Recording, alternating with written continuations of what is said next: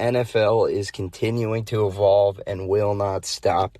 But one thing that will never go away, it's death, taxes, and Monday Night Football. And we just had, I was about to say great game, but it really wasn't that great of a game.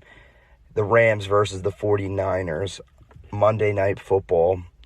Man and cast, saw the streaker on the field get lit up. But there are a lot of questions that come out of tonight's game, like, are the Rams dead?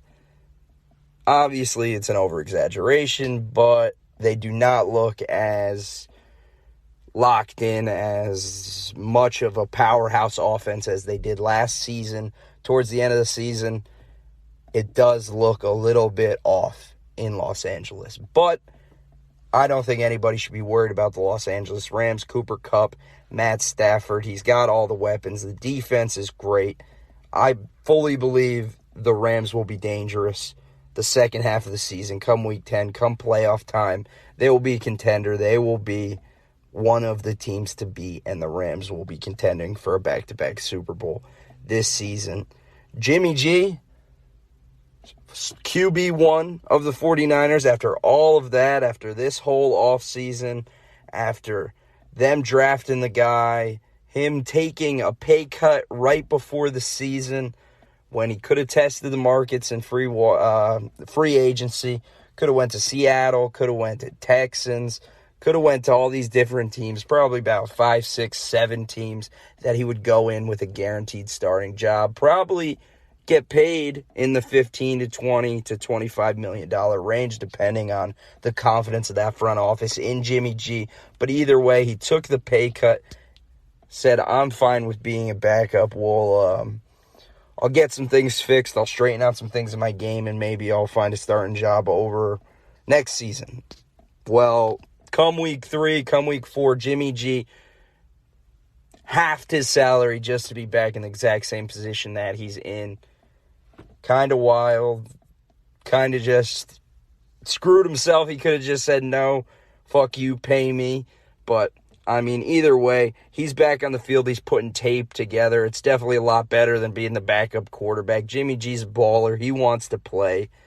And I don't think he's done, but I also don't think he's a guy that's going to win games for your team. I don't think he's a guy that's going to bring your team over the top.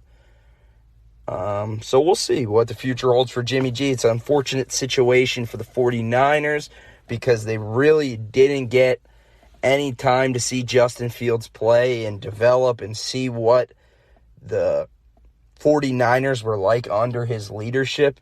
So you really can't tell. You can't make a decision. They're kind of in the exact same position they were in last year, where they have this potential top 5 guy underneath Jimmy G. They also have Jimmy G, who's won 35 out of 52 games, whatever it is. I know those numbers are off, but either way, Jimmy G has definitely produced in the San Francisco offense. He's been a top 15, top 20, hovering around there, gotten up near top 10. Like, he's definitely been a serviceable, solid NFL starting quarterback.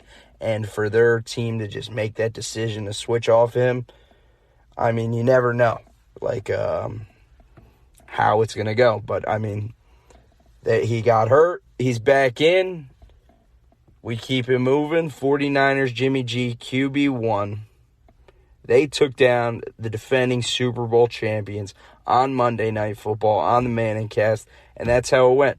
And the only thing that I really sticks out in my game, I'll put the picture up. The only thing that sticks out in my head is that gigantic hole that Aaron Donald ran through. And he just missed Jimmy G. Like, he kind of just pushed him over.